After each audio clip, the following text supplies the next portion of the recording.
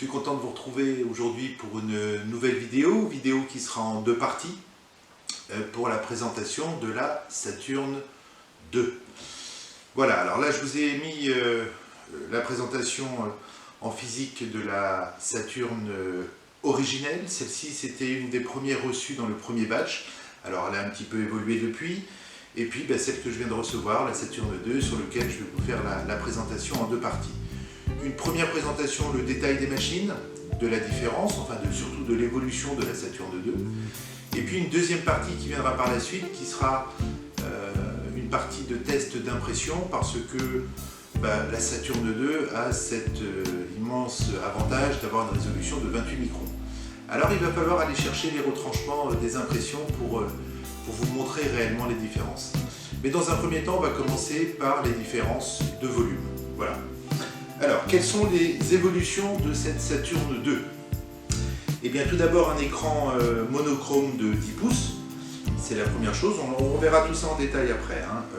Une protection de l'écran par un verre trempé 9H. Alors, 9H, c'est une dureté. C'est un indice de dureté qui va de 6 à 9.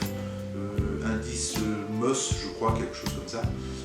Qui fait que c'est un type de verre qui, paraît-il, résiste aux rayures. Je ne le ferai pas l'essai, je ne vous le cache pas. Un écran, enfin un volume d'impression plus grand, 43% plus grand que la Saturn 1. Là aussi je vous donnerai le détail parce qu'il y a un petit peu en profondeur, un petit peu en largeur et surtout beaucoup en hauteur, parce qu'à la Saturn 2 c'est 25 cm d'impression en hauteur. Je crois que c'était 20 cm pour la Saturn 1 et 21 cm, si je ne me trompe pas, pour la Saturn S. Un système de répartition de lumière avec une lentille de Fresnel pour sa répartition. Là aussi, je vous expliquerai quelles sont les réelles différences, parce que je vois beaucoup de choses s'écrire sur les réseaux sociaux. Il y a eu tellement de battage ces derniers temps. Mais je vous montrerai véritablement l'évolution que ça représente. Une plaque de construction un petit peu plus grande, ça découle forcément de la taille de la machine. Et puis des petites nouveautés qui ont été apportées, qui sont un filtre anti-odeur qui était déjà présent sur la Saturn S, et puis un système possible d'extraction à l'arrière. Voilà, on fait la revue de détail, on enlève les capots et on regarde précisément ce qu'il en est.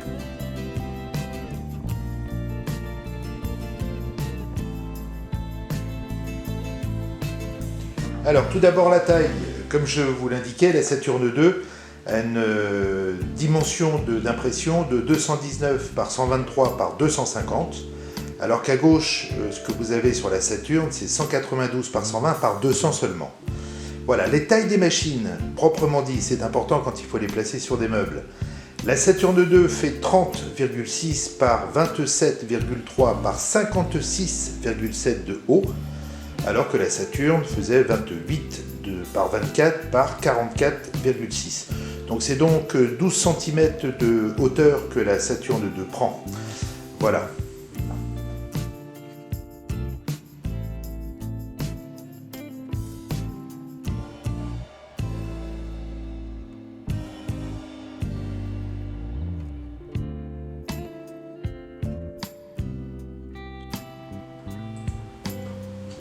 Alors les amis, à ce stade-là, je vais faire un petit stop pour vous donner quelques explications techniques. Sur les Saturn et Saturn S, vous aviez un système qui était une plaque à LED avec X LED tout à fait au fond de la machine, et par le dessus étaient des lentilles que vous pouvez voir quand vous ouvrez la machine, qui sont des blocs de lentilles qui assuraient une répartition la plus uniforme possible. Malheureusement, ce n'était pas aussi uniforme. Vous voyez les straits au niveau de l'écran qui se retrouvaient au niveau de l'impression écran. Là vous avez le test écran, où vous voyez cette zone quadrillée qui se produisait au niveau de l'écran. Bien évidemment, ceci au niveau des impressions pouvait éventuellement se retrouver en qualité, en tout cas diminuer la qualité d'impression. Sur la Saturn 2, tout est changé. Vous avez un système de lentilles de Fresnel avec une source unique. Sous l'écran, vous avez un système qui est déposé qui s'appelle le FCLS. Et puis sur la partie supérieure, vous retrouvez l'ensemble de la répartition de lumière beaucoup plus uniforme. Voilà, c'était le petit point de précision que je voulais faire. Alors pour ce qui concerne l'écran, vous voyez elle est toute neuve, j'ai rien retiré. On va retirer le film de protection. Hop. C'est un écran de 10 pouces Protection avec un verre. Alors on ne le voit pas parce que le scotch noir en fait le masque assez bien, mais on a bien un verre de protection. Je vous rappelle son indice de protection, c'est un verre trempé de 9H. Voilà, je vous fais un petit point de détail sur l'écran et les protections. Hop, on va faire la mise au point. S'il y arrive, voilà. Les protections scotch qu'il y a autour. Et ce fameux verre trempé qui est au-dessus et qui doit préserver la taille de l'écran.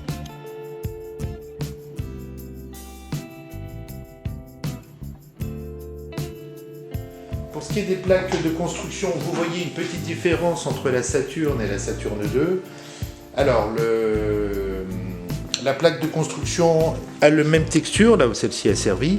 Vous voyez, un peu plus grande, un peu plus large. Et par contre, petite différence au niveau de la fixation. Vous voyez les vis de blocage de rotule sont beaucoup plus importants. Et surtout, la poignée ici est un peu plus plate. Vous voyez, je vous la mets à côté. Vous voyez, plus grande et plus plate. Voilà. Je pense qu'il faut vraiment affermir le 28 microns, enfin affermir la rotule pour que véritablement rien ne bouge.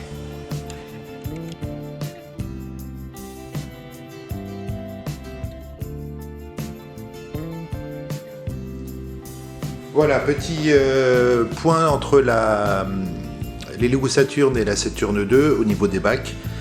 Vous voyez le 43% de volume d'impression supplémentaire se retrouve évidemment au niveau du bac.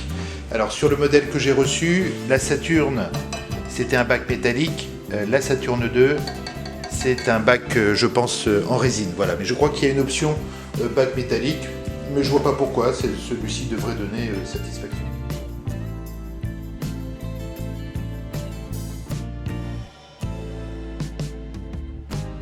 Également le purificateur d'air, voilà, plus ou moins utile selon les sources. Chacun jugera, en tout cas moi je le laisse en route, et puis même sur la Jupiter que j'ai, il est fonctionnel, et à l'endroit où j'ai, je souffre pas de mauvaise odeur. En ce qui concerne l'axe, double Z, comme la Saturn, avec un support de plateau un petit peu plus costaud. Voilà celui de la Saturn 2, je vous montre celui de la Saturn, voilà, qui était un peu plus léger dans sa conception, mais j'ai jamais eu de soucis. Alors, comme je disais, moi j'ai la première Saturn reçue. Depuis ici, vous avez un renfort de stabilisation des rails, que moi à l'époque je n'avais pas, mais comme je vous le dis, j'ai jamais eu de soucis.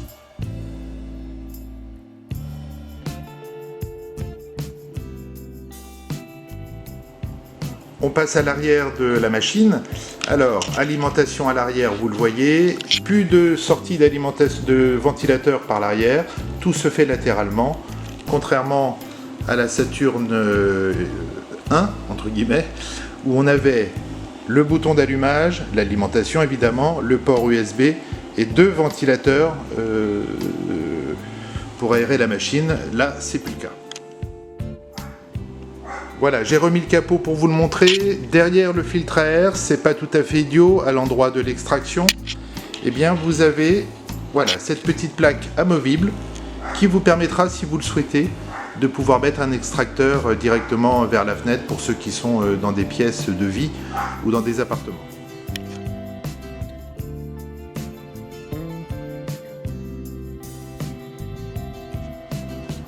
Pour ce qui est de l'écran de commande, pas de grande nouveauté, on retrouve la chose que l'on connaît sur les Saturn classiques, à savoir la touche Tool, où on va retrouver en manuel pour bouger, le 7.0 pour le corriger. Alors je ferai une vidéo spéciale sur ce 7.0 qui pose à l'air apparemment beaucoup de soucis, le test d'écran, le tankling, le stop et le retour en arrière. Voilà, le système, le langage, on a bien évidemment, je ne l'ai pas mis en route, je vais le mettre en français. Eh bien non, sur ma machine, je n'ai pas le choix de... J'espère que sur les vôtres que vous recevrez, vous aurez le choix du français. J'ai soit le chinois, qui m'aidera pas beaucoup, ou soit l'anglais, et c'est tout.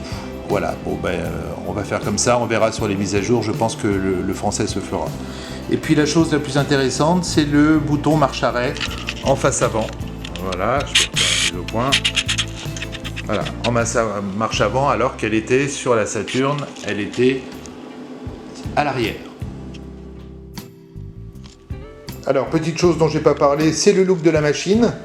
Look tout à fait rectangulaire sur la Saturn 1, avec un effet de style qu'on voit sur le capot avant. Bon, certains aimeront, d'autres n'aimeront pas. Personnellement, ça ne me dérange pas. Un capot reste un capot. Voilà. Si une petite chose que j'ai oublié de vous dire au niveau de son bruit, là vous voyez, elle est simplement allumée, la Saturn 2.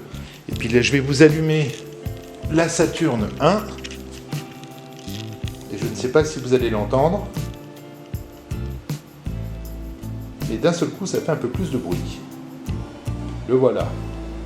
Vous voyez, c'est allumé. Je vais vous l'éteindre. Écoutez peut-être la différence. Voilà, Saturn 1 est éteinte et il n'y a que la Saturn 2 qui tourne. Et bien voilà les amis, première partie de la présentation physique entre guillemets de la Saturn 2 terminée. On se donne rendez-vous pour une deuxième présentation. Cette fois-ci ce seront sur des prints parce qu'on va essayer d'aller mettre en évidence cette résolution de 28,5 microns exactement pour bien sentir la différence. Voilà, j'espère que j'ai été complet. S'il manque des choses, vous le mettez en commentaire. Merci encore à Elegoo de m'avoir envoyé cette machine que je vais un petit peu maintenant torturer pour tirer le meilleur d'elle-même. Et puis à vous tous, n'hésitez pas à faire vos commentaires, ce qui va, ce qui ne va pas. Je ne suis pas un professionnel, donc j'essaie de faire le mieux que je peux. Voilà, je vous dis à bientôt sur le groupe Facebook. Portez-vous bien, faites attention à vous.